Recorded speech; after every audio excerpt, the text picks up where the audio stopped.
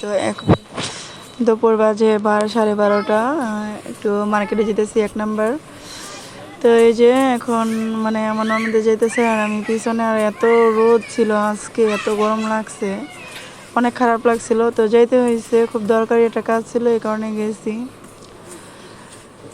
এটা হচ্ছে আমাদের বাড়ির পিছন সাইড। আর এই যে আমি এত গরম মানে কি কমো, ওইখান থেকে আসছি, আসে একটু রেস্ট নিলাম। রেস্ট নিয়ে তারপর ভিডিওটা এডিট করলাম, এডিট করে আপনাদের সাথে শেয়ার করলাম। তো এই যে এখন যাইতেছি, মানে রোদ্রের কারণে তাকাইতেই পারতেছি না, খুব খারাপ একটা অবস্থা আজকে।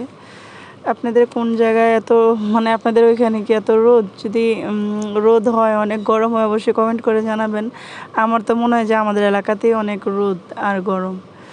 তো যাই হোক, এখন দেখেন যেতেই আসি, রাস্তা ফুরাইতেছে না।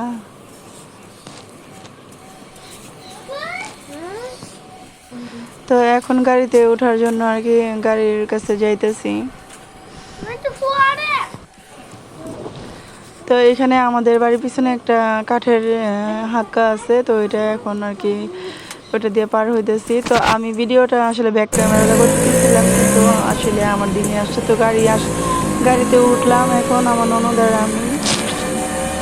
আর দেখেন কি গরমে ঘাইমা টাইমা কি একটা অবস্থা হয়ে গেছে, বুঝলাম না আজকে এত গরম। মানে অন্যান্য দিনের চেয়ে আজকে প্রচণ্ড পরিমাণে গরম ছিল। তো এই যে এটা মার্কেটে যাওয়ার দিকে রাস্তাটা, এটা হচ্ছে আপনার মুগরাকান্দা এটা পড়ছে। তো এটা একটু শেয়ার করলাম আপনাদের সাথে। তো ওইখানে যাওয়ার পরে আমার ননদের ছেলে প্রচুর পরিমাণে জ্বালাইছে। তো এই কারণে আর কি ওই জায়গায় বেশিক্ষণ মার্কেটে থাকতে পারি নাই। গেছি আপনার মানে 1-1.5 ঘন্টার মধ্যে গেছি আর আসছি। এই 1-1.5 ঘন্টার মধ্যে যাওয়া আসা। আর একটু স্বর্ণকারের দোকানে একটু ঘুরছিলাম, এই এতটুকুই।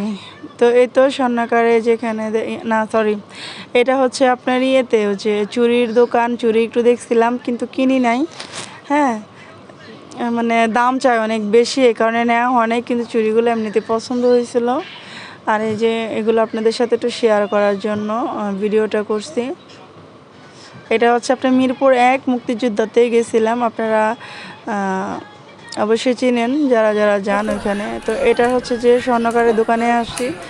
তো এইখানে আর কি চাচ্ছিলাম যে আমার কিছু স্বর্ণ ছিল, ওইটা দিয়ে আমি তাজটা নিব, এই কারণে আসছিলাম। তো ওনারা বলতেছে স্বর্ণের দাম নাকি অনেক বেশি, 1,70,000।